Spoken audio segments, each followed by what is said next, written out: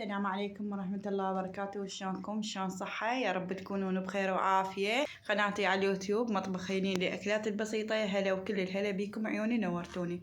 اليوم فيديو جديد اللي هو كليشة العيد. مثل ما تشوفون، شوفوها شلون تثلم وهشة، شلون هشة صايرة بهالشكل هذا. سهلة وبسيطة، حنبدي وياكم خطوة بخطوة. جربوها واعطونا رايكم بالتعليقات. نبدي نصلي على محمد وآل محمد ونقول بسم الله الرحمن الرحيم. عندنا كيلو طحين صفر أبيض، هنا ضفنا له قالب ونص من الزبد الطري، وعندنا نص كوب من الدهن الحر،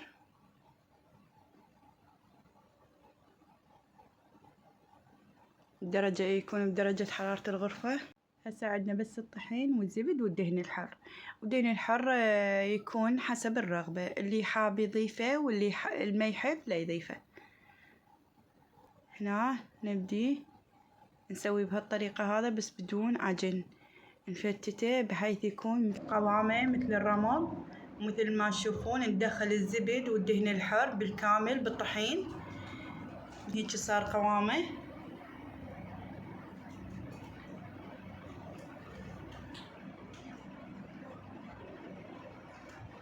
هنا حنضيف عندنا نص خاشوقة شاي من الملح، وهنا عندنا هم نفس الشي نص خاشوقة شاي من الباودر أو البيكنج باودر. عندنا 2 خواشيق شكر مطحون، وعندنا نص كوب من الحليب الباودر ندخله بالطحين بالكامل. عنده هنا روبة أو زبادي، نضيف لها 2 بيض درجة حرارة الغرفة.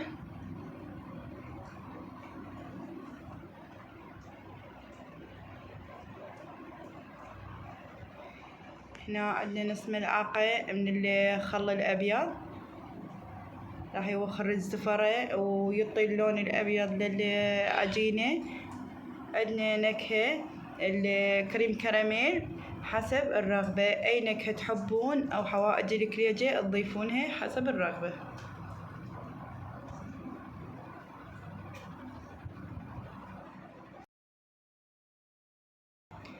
أول ما نضيف نص كوب ونشوف وش تحتاج بعد العجينة حتى نضيف الباقي.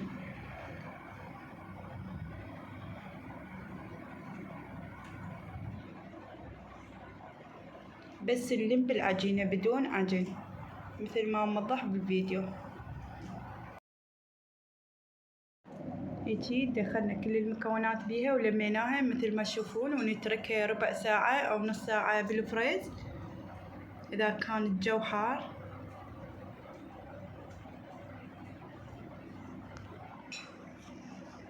وهم ترتاح.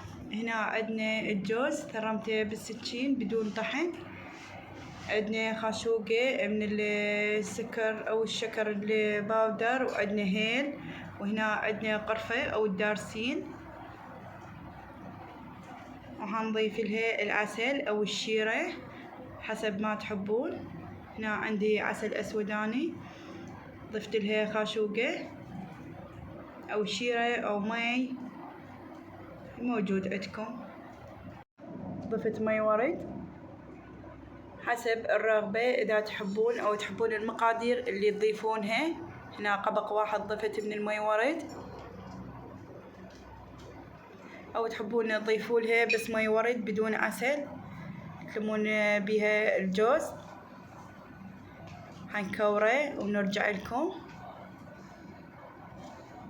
هنا بدينا حطينا نص قالب زبد على النار، وضفنا التمر،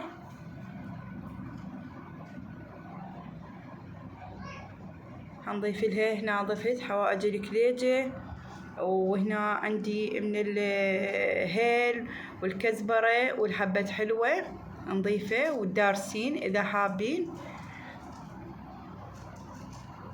شلون صارت طرية عندي، وحتى بالكليجة تكون طرية ما تكون يابسة. هنا كورتهن حتى تكون جاهزة عندي لمن أقص العجينة وهم أكورها وبسرعة ألفها حتى ما تاخذ أي وقت وياي.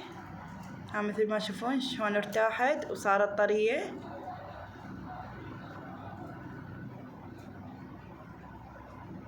والتزيين يبقى حسب الرغبة، إذا كان قوالب أو التزيين يزينونها بالإيد النقشات. أول ما حشيناها من التمر ونحشيها الحلقوم والجوز، أو إذا عندكم مبروش عندكم سمسيم حشوة تكون هم حسب الرغبة.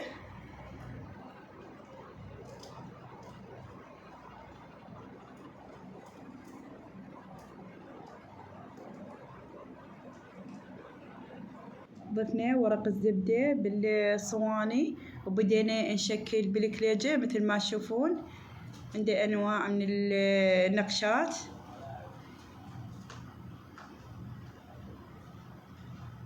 عندي هاي الصينية الأولى كملتها، هاي الصينية الثانية، وهاي الصينية الثالثة مثل ما تشوفون.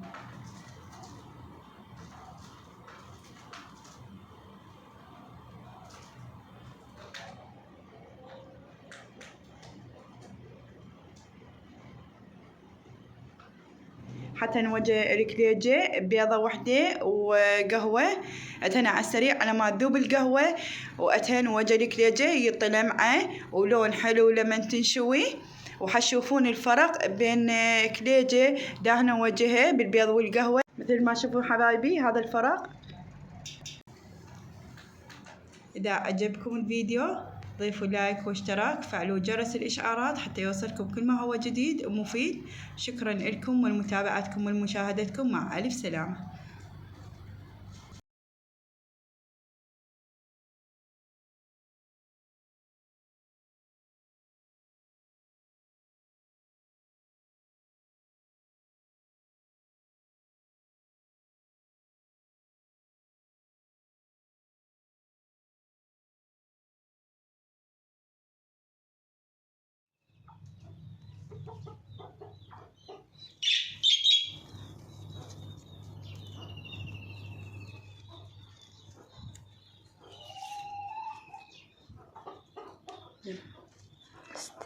Yeah.